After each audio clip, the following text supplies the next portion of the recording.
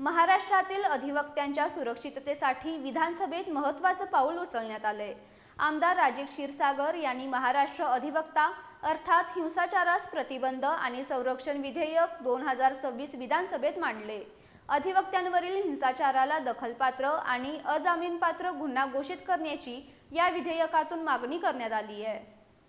मुंबईत सुरू असलेल्या पावसाळी अधिवेशनात आमदार राजेश क्षीरसागर यांनी महाराष्ट्र अधिवक्ता अर्थात हिंसाचारास प्रतिबंध आणि संरक्षण विधेयक 2026 विधानसभेत मांडले।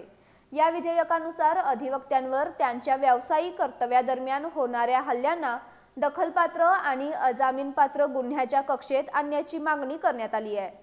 तसंच अधिवक्त्यांना पोलीस संरक्षण, अशा प्रकरणांची जलदगती न्यायालयात सुनावणी आणि झालेल्या नुकसानीची भरपाई यांसारख्या महत्त्वाच्या तरतुदींचाही प्रस्ताव या विधेयकात करण्यात आलाय।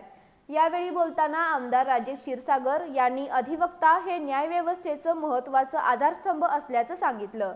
कोल्हापूर जिल्हा आणि सत्र न्यायालय परिसरात मार्च 2026 मध्ये एका महिला अधिवक्त्यावर झालेल्या हल्ल्याचा उल्लेख करत अशा घटना रोखण्यासाठी स्वतंत्र कायदा करण्याची गरज त्यांनी अधोरेखित केली।